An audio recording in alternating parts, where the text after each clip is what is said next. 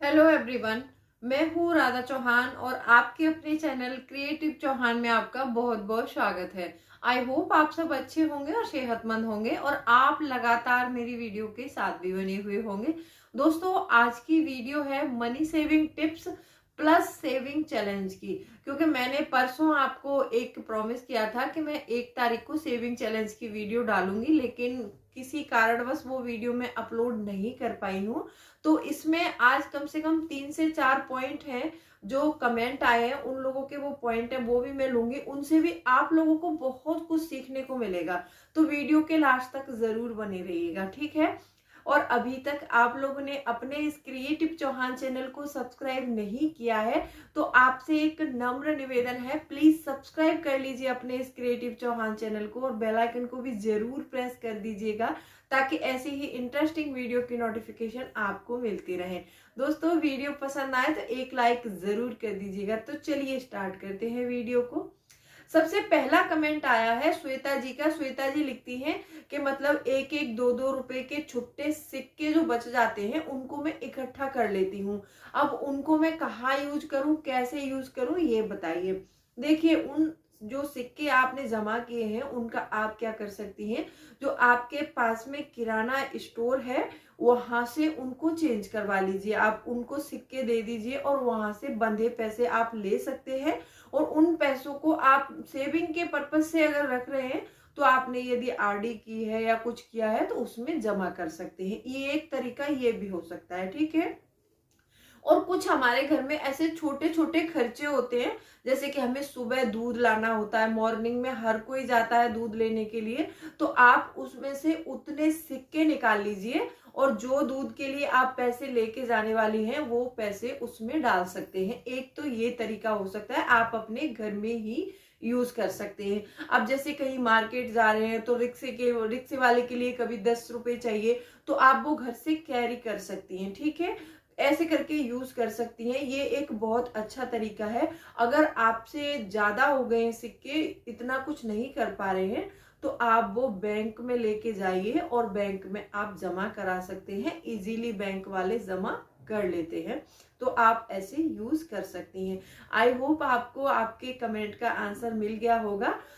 और दूसरा पॉइंट आता है कि सेविंग चैलेंज, बहुत सारी महिलाओं का मतलब कमेंट आते हैं कि दीदी हम सेविंग चैलेंज स्टार्ट करते हैं तो बीच में छूट जाता है।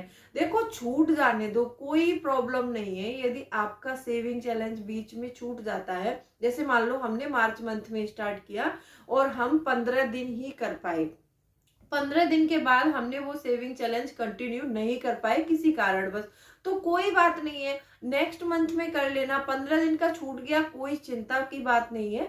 आप मतलब कुछ कुछ आदतें बदल रहे हो ना, अपनी पैसे बचाना सीख रहे हो ना, तो ये कंटिन्यू करते जाइए। यदि आप इस चीज को कंटिन्यू कर लेंगे तो आपको बचत की आदत हो जाएगी, आप अपने खर्चे कम कर सकते हैं और बहुत सारी चीजें आपकी लाइफ से जो गलत कर रहे हो ना आप शुरू से, वो हट जाएंगी। तो टेंशन वाली कोई बात नहीं है। ये 2 कमेंट से दोनों कमेंट का आंसर मैंने दे दिया है, ठीक है। चलिए बढ़ते हैं सेविंग टिप्स की तरफ। सबसे पहला पॉइंट आता है कि कभी भी बिना लिस्ट के कोई भी खर्चा मत करो। अब बिना लिस्ट के खर्चा क्या होता है, देखो जैसे आपके घर में मतलब कुछ खर्च होते हैं, हर घर में होते हैं। उनके बच्चों की फीस जानी है, बच्चों की कोचिंग की फीस जाएगी, अपने घर खर्च के लिए सामान लाना है, तो वो सारी चीजें एक लिस्ट में मेंशन कर लो। जब आप लिस्ट में मेंशन कर लोगे फिर उस लिस्ट को शाम को बैठकर पुनः एक बार रिवाइज करो। और आपको कुछ खर्च ऐसे लगते हैं कि जिनको हम शायद 1 महीने या 2 महीने या 3 महीने नहीं करेंगे तो भी चलेगा, तो वो पैसे आप वहां पर बचा सकते हैं। ऐसा होता है कि हमारे घर में छोटे बड़े बहुत सारे खर्च होते हैं और हमें लगता है कि ये खर्च बहुत जरूरी है, लेकिन शायद इतना नीडी नहीं होता है वो। फिर जब हम उस चीज को खरीद के ले आते हैं तब हमको पता चलता है कि शायद हम इसको नहीं अभी नहीं परचेस करते तो शायद हमारा काम चल जाता। तो ऐसे में बहुत सारे खर्च हमसे फालतू हो जाते हैं जाने अनजाने में। तो सबसे पहला पॉइंट मेरा यही रहेगा कि आप अपना लिस्ट बनाइए और लिस्ट के हिसाब से फिर उस लिस्ट को रीचेक कीजिए, और रीचेक करने में यदि आपको किसी भी सामान पर शंका होती है तो आप उसको वहीं कट कीजिए और वो पैसे अपने नेक्स्ट मंथ के लिए बचा सकते हैं। या फिर उनको, जैसे आपको लगता है कि 6 महीने के बाद इस सामान की नीड पड़ने वाली है, तो वो पैसे उसके लिए आप धीरे धीरे जमा करते रहिए। जब कोई बड़ा सामान है उसके लिए आप जमा करते रहेंगे तो आपको पता चलेगा कि 6 मंथ में हमारे कम से कम जो वस्तु हमें खरीदनी उसका आधा पैसा जमा हो चुका है। तो ये चीज हमें जरूर करनी चाहिए। जब भी मुझे कोई ऐसी परचेसिंग करनी होती है जो मेरे बजट से बाहर हो जाती है, तो मैं यही तरीका अपनाती हूँ हमेशा, कि मतलब उस चीज के लिए पहले पैसे जमा करती हूँ, बाद में उस चीज को परचेस करती हूँ। ये हम महिलाओं के लिए एक बहुत अच्छा तरीका है। दूसरा पॉइंट आता है कि अपनी सेविंग्स को ऑटोमेट पर डालिए। बहुत सारी महिलाएं जो वुमेन है, जो काम करती हैं, वो बोलती हैं कि मतलब हम पैसे कमा लेते हैं और हमारी जो सेविंग्स है वो हर महीने हो नहीं पाती है, किसी ना किसी खर्च में पैसा चला जाता है। हाँ, मैं मानती हूँ जितनी सैलरी हमारे हाथ में आती है वो खर्च हो ही जाती है, वो कैसे भी नहीं बचती, क्योंकि हमारे सबकॉन्शियस माइंड को पता होता है कि मतलब हमारे पास 20,000 रुपए, तो हम 20,000 के अकॉर्डिंग ही खर्च करते हैं। अगर हमारे माइंड को ये पता हो कि हमारे पास सिर्फ 18,000 है, तो हम 18,000 के अकॉर्डिंग खर्च करते हैं। क्योंकि ये बात मैंने कई बार बोली है आपको कि हमारे हाथ में जितना पैसा होता है उतना खर्च हो जाता है।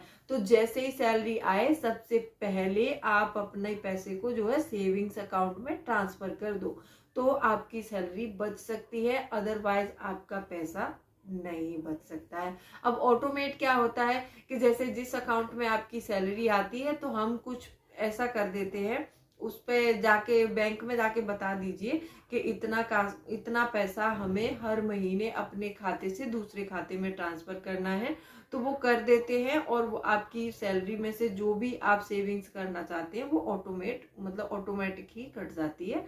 तो उसके बाद आपकी जो बचती है वो सैलरी आपके सैलरी अकाउंट में आ जाती है। तो ये एक बहुत अच्छा तरीका है वुमेन के लिए भी और मैन के लिए भी। कोई भी जिसकी मतलब सैलरी खाते में आ रही है वो करवा सकते हैं। और स्पेशली महिलाओं के लिए आगे का पॉइंट बहुत महत्वपूर्ण है।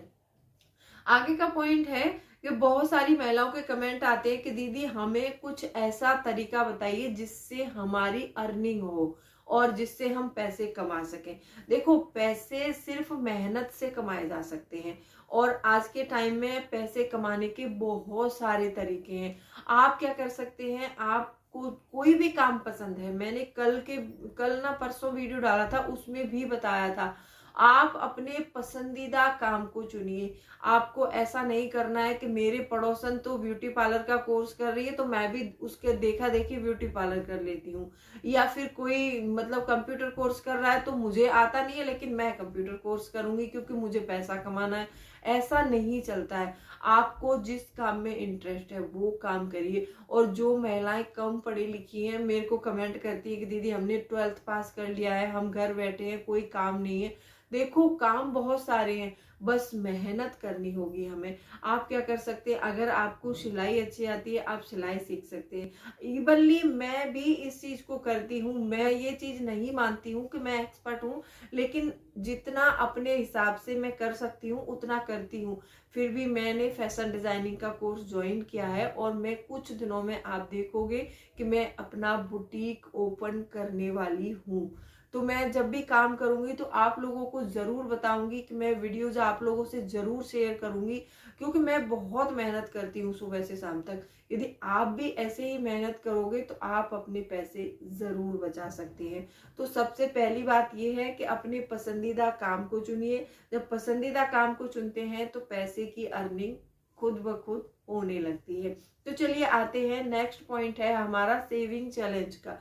मैं बताती हूँ आपको इस महीने एक सेविंग चैलेंज दे रही हूँ और आप सभी को ये सेविंग चैलेंज कंटिन्यू करना है। आप क्या करेंगे, आपने मतलब 1 तारीख से कंटिन्यू करना है। तो 1-2 तारीख निकल चुकी है, आज है 3 तारीख, तो 3 तारीख को ये वीडियो मैं अपलोड कर रही हूँ। तो आप 1 तारीख से लेके 10 तारीख तक आप क्या करेंगे कि 10-10 रुपए जमा करेंगे। मतलब आपने उसको बढ़ाना नहीं है, घटाना नहीं है। 1 तारीख से लेके 10 तारीख तक हर रोज आपको 10 रुपए डालने हैं। आज आप 30 रुपए जमा कर दीजिए किसी इनवेलप में, ठीक है। फिर कल 10, परसों 10, ऐसे ही 1 तारीख से 10 तारीख तक आपको 10 रुपए पर डे जमा करना है। ये मैं भी चला रही हूँ, और जब एंड होगा तो मैं आपका सबका मैं वीडियो भी अपलोड करूंगी, और आप सब लोग मुझे कमेंट करके भी बताना कि किस किस ने कंटिन्यू किया है इस सेविंग चैलेंज को, ठीक है। फिर 11 तारीख से 20 तारीख तक आपको 20 रुपए पर डे जमा करनी है। देखो अमाउंट बहुत छोटा छोटा बता रही हूँ मैं, कोई ज्यादा बड़ा अमाउंट नहीं है, आप आसानी से जमा कर सकते हैं, ठीक है। जब आप 11 से लेकर 20 तक 20-20 रुपए पर डे जमा करेंगे, और 21 तारीख से लेकर 30 तारीख तक, ये महीना 31 का है तो 31 तक कर सकते हैं वो 31 तक कर लीजिए, ठीक है। और जो 30 तक कर पाते हैं वो 30 तक कर लीजिए। सभी को 30-30 रुपए पर डे जमा करने हैं। जो 30-30 कर पाए वो 30 करें, जिनको 25-25 करना है वो 25 कर सकते हैं। दोनों अमाउंट में से कोई भी अमाउंट जमा कर सकते हैं, ठीक है।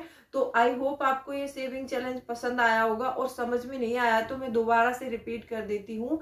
आपको 1 तारीख से लेके 10 तारीख तक आपको 10-10 रुपए जमा करने हैं, और 11 तारीख से लेके 20 तारीख तक आप लोगों को 20-20 जमा करना है, और 21 तारीख से लेके 30 तारीख तक आप लोगों को सिंपली 30-30 रुपए जमा करना है। जो 30 नहीं कर पा रहे हैं वो 25-25 भी कर सकते हैं, और जो 25 नहीं कर पा रहे हैं वो 20-20 भी जमा कर सकते हैं। और जिनको ज्यादा कैपेबल हैं, जो ज्यादा पैसे जमा कर सकते हैं, वो ज्यादा अपने हिसाब से अमाउंट जमा कर सकते हैं, ठीक है। आप अपने हिसाब से जमा करेंगे, और जब मंथ का एंड होगा तो पक्का आप लोग मुझे बताएंगे कमेंट करके कि हमने अपना सेविंग चैलेंज कंप्लीट किया, और कितने पैसे किसने बचाए हैं वो मुझे जरूर बताइएगा, और मैं सबके नाम से वीडियो बनाऊंगी, ठीक है। और जो 15 दिन कर पाते हैं, 20 दिन कर पाते हैं, वो भी करेंगे इसको। ऐसा नहीं है कि हम 1 महीने नहीं चला पा रहे तो 15 दिन भी ना करें, सबको करना है। जो भी मेरी सब्सक्राइबर हैं सबको करना है। आई होप आपको आज की वीडियो पसंद आई होगी। वीडियो पसंद आई है तो वीडियो को लाइक शेयर जरूर कर दीजिएगा। तो चलिए मिलते हैं अगले वीडियो में, तब तक के लिए bye bye, thanks for watching. और कोई भी क्वेरी है तो आप मुझे कॉमेंट सेक्शन में पूछ सकते हैं।